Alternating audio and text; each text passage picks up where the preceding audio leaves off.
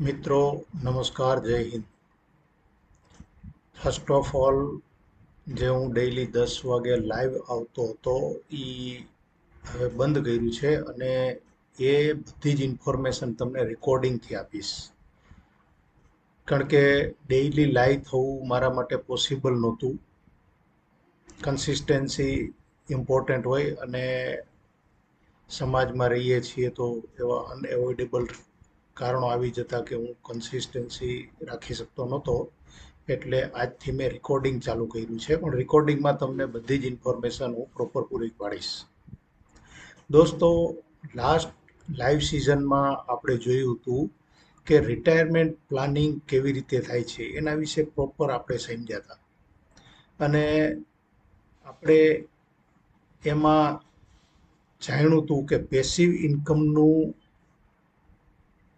કેટલું રિટાયરમેન્ટ પ્લાનિંગમાં યોગદાન છે અને લોંગ ટર્મ પ્લાનિંગ કેટલું જરૂરી છે.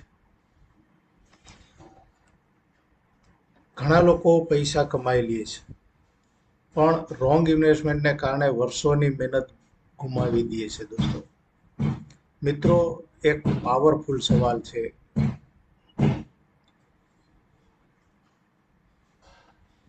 ઇન્વેસ્ટમેન્ટ કરતા પહેલા તમે રિસર્ચ કરો છો કે કોઈ પણ વ્યક્તિ કહી દે એટલે તમે ઇન્વેસ્ટમેન્ટ કરી નાખો છો? આ તમારી જાતને એક પ્રશ્ન કરજો દોસ્તો. ઘણા લોકો ક્વિક પ્રોફિટના ચક્કરમાં હાર્ડ અર્ન્ડ મની ગુમાવી દે છે. કેટલાય એવું કહે ને કે ડબલ થઈ જશે, ટ્રબલ થઈ જશે, 2% મળશે. તો થોડીક લાલચમાં એને રાત દિવસ હાર્ડ વર્કથી કરેલી કમાણીને ગુમાવી દે છે. દોસ્તો, આજે આપણે સમજશું ઇન્વેસ્ટમેન્ટમાં સૌથી મોટી મિસ્ટેક માણસો શું કરે છે. દોસ્તો, હું મહેન્દ્રભાઈ જીવાણી, એક્સ આર્મી. મારું મિશન છે 1,11,111 પરિવારને ફાઇનાન્શિયલી સિક્યોર કરવાનું અને સ્માર્ટ ફાઇનાન્શિયલ ડિસિઝન કેવી રીતે લેવું એ શીખવવાનું. દોસ્તો, આજે આપણે મેઇન સમજીશું સેફ વર્સિસ રિસ્કી ઇન્વેસ્ટમેન્ટ શું છે, ઇન્વેસ્ટમેન્ટ મેથ શું છે અને સ્માર્ટ ઇન્વેસ્ટર માઇન્ડસેટ. આ ત્રણ ચીજો વિશે આપણે ડિટેલમાં જાણશું. દોસ્તો, પ્રોબ્લેમ શું છે એ એક રિયલ એક્ઝામ્પલ, જેમ ડેઈલી તમને કહું છું એ પ્રમાણે રિયલ એક્ઝામ્પલ સાથે તમને વાત કરીશ. એક વ્યક્તિએ ફ્રેન્ડની એડવાઇસ પર હાઈ રિટર્ન સ્કીમમાં પૈસા ઇન્વેસ્ટ કર્યા. આંખ બંધ કરીને માત્ર એના મિત્રો અને એની આસપાસના વ્યક્તિઓએ વાત કરી એટલે એને સ્કીમમાં પૈસા ઇન્વેસ્ટ કરી દીધા. શરૂઆતમાં પ્રોફિટ દેખાણો, થોડા સમય પછી સ્કીમ બંધ થઈ ગઈ, મની સ્ટક, ફસાઈ ગયા, ફાઇનાન્શિયલ સ્ટ્રેસ. સ્વાભાવિક છે, રાત દિવસ મહેનત કરીને પૈસો કમાવાનો કોઈ એક ઝટકે લઈ જાય તો સ્વાભાવિક રીતે ટેન્શન આવી શકે છે, ગમે તેને આવી શકે છે. બીજી તરફ એક વ્યક્તિએ ડિસિપ્લિન્ડથી એસઆઈપીની શરૂઆત કરી, ઇન્સ્યોરન્સનો સારો કમ્પાઉન્ડિંગ ઇન્ટરેસ્ટવાળો પ્લાન લીધો, થોડીક ધારણા રાખી, પેશન્સ જાળવ્યું અને પ્રોપર ડાયવર્સિફિકેશનનો યુઝ કર્યો. થોડા વર્ષો પછી શું થયું, એની જબરદસ્ત વેલ્થ ક્રિએટ થઈ ગઈ, વેલ્થ બિલ્ટ થઈ ગઈ. ડિફરન્સ શું હતું? એક smart decision versus emotional decision. એકે સ્માર્ટ ડિસિઝન લીધું અને એકે બીજાના કહેવાથી એની વાત ઉપરથી ઇમોશનલ ડિસિઝન લીધું.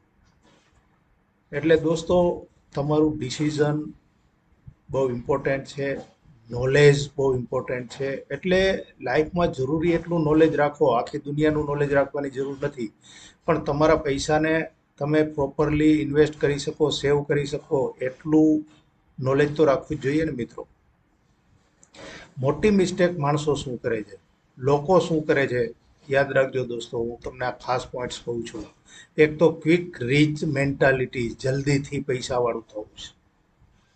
બીજું સોશિયલ મીડિયા ટિપ્સ પર ઇન્વેસ્ટમેન્ટ. સોશિયલ મીડિયામાં જો આવ્યું અને ઇન્વેસ્ટમેન્ટ કરી દીધું. યાર, સોશિયલ મીડિયાને પર્સનલી મળો, વાતચીત કરો, એના એક્સપર્ટને મળો, એડવાઇઝરને મળો, પછી ડિસિઝન લો.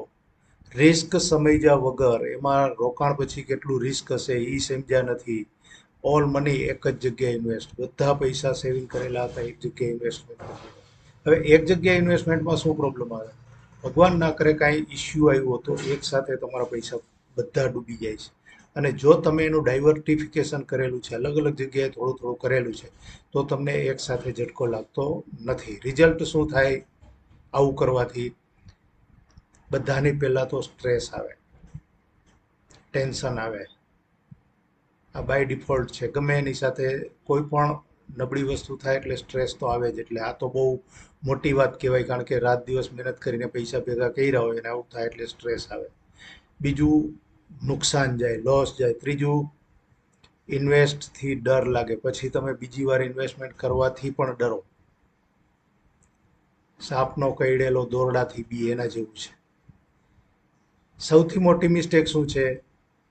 જેમ મેં કીધું એમ, એના વિશે માહિતી નથી, નોલેજ નથી. અને નોલેજ વગરનું ઇન્વેસ્ટમેન્ટ કરવું એ બધાયથી મોટી મિસ્ટેક છે દોસ્તો. હવે દોસ્તો, આનું સ્ટેપ બાય સ્ટેપ સોલ્યુશન શું છે? તો સ્ટેપ 1, ગોલ બેઝડ ઇન્વેસ્ટ કરો. ગોલ બેઝ મતલબ તમને ખબર છે કે મારા છોકરાના ભણવામાં ખર્ચ આવવાનો છે, તો એ પ્રકારનું ઇન્વેસ્ટમેન્ટ કરો. પછી ખબર છે કે આપણે રિટાયર થવાના જ છે એકવાર, તો રિટાયરમેન્ટ માટે મારે પૈસાની જરૂર પડવાની છે, તો એ તમારો ગોલ છે. ગોલ બેઝ ઇન્વેસ્ટ કરો એટલે લાંબા ગાળાનું ઇન્વેસ્ટ થશે. પછી વેલ્થ ક્રિએટ કરો, તમારી સંપત્તિ ક્રિએટ. સંપત્તિ એટલે તમે એક એમ સમજો છો કે પ્લોટ કે ખેતર લઈ લીધા એટલે સંપત્તિ થઈ ગઈ. નહીં, આ કાગળ નથી, દસ્તાવેજ છે, સંપત્તિ છે દોસ્તો. તમે આ રીતના પ્લાનો લ્યો છો કે આગળનો તમે ગ્રોથ જોવો છો, તો આ રીતે તમે એક તો ગોલ બેઝડ ઇન્વેસ્ટમેન્ટ કરો. બીજું, રિસ્ક પ્રોફાઇલ સમજો.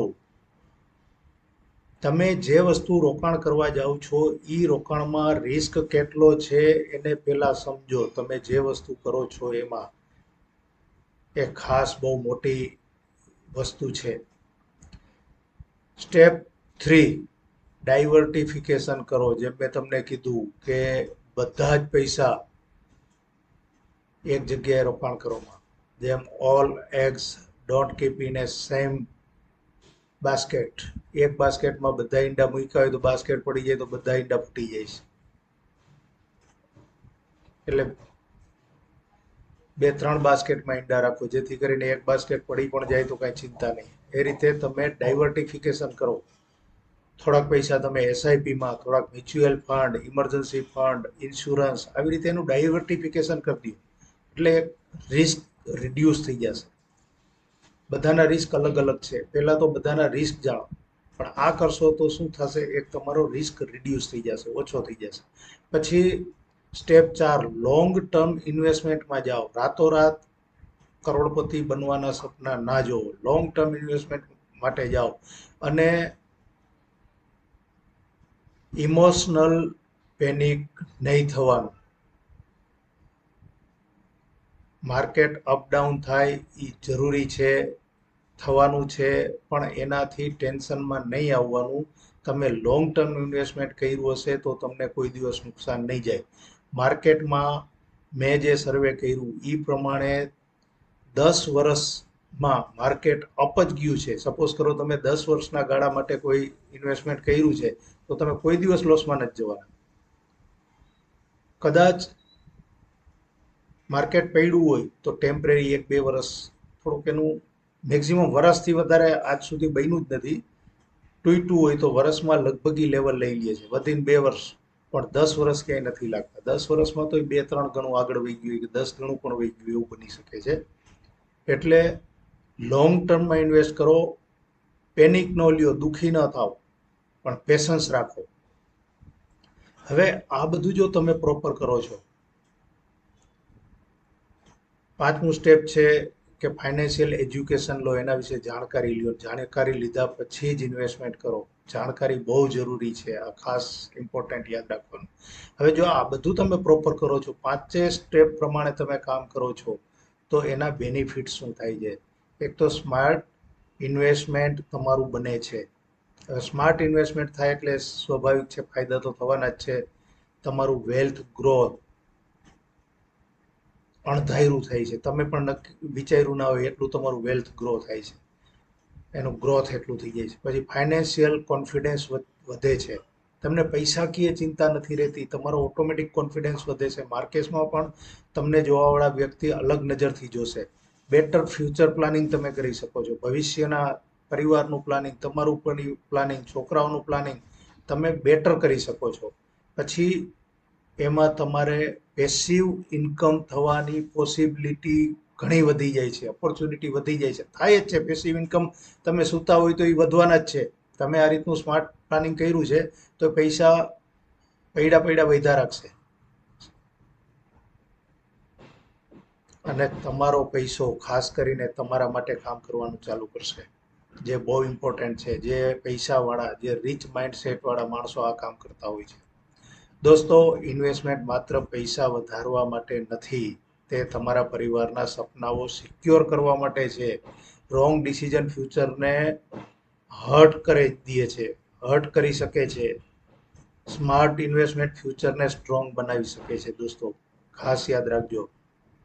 મિત્રો, જો આજે આ તમને ઇન્ફોર્મેશન સારી લાગી હોય તો આને તમે લાઈક કરજો, શેર કરજો, જેથી લોકો વધુ રોંગ ઇન્વેસ્ટમેન્ટથી બચી શકે. અને કોમેન્ટમાં સ્માર્ટ ઇન્વેસ્ટર લખજો અને ફોલો જરૂર કરજો દોસ્તો, કારણ કે હું દરરોજ આવા નવા પ્રેક્ટિકલ ફાઇનાન્શિયલ ટોપિક્સ લાવું છું, જે તમારા ફાઇનાન્સ ફ્યુચરને સેફ અને સ્ટ્રોંગ બનાવી શકે છે. તમારો એક શેર કોઈ યર્સ ઓફ સેવિંગ બચાવી શકે છે. આંગળી ચીંધ્યાનું પુણ્ય છે, જેમ દરરોજ કહું છું એ પ્રમાણે. તો તમે જાણવા માંગો છો કે તમારા માટે સ્માર્ટ ઇન્વેસ્ટમેન્ટ સ્ટ્રેટેજી શું છે, તો કોમેન્ટમાં ઇન્વેસ્ટમેન્ટ લખશો અથવા મને ડાયરેક્ટ મેસેજ પણ કરી શકો છો. હું તમને પર્સનલી ગાઈડ કરીશ.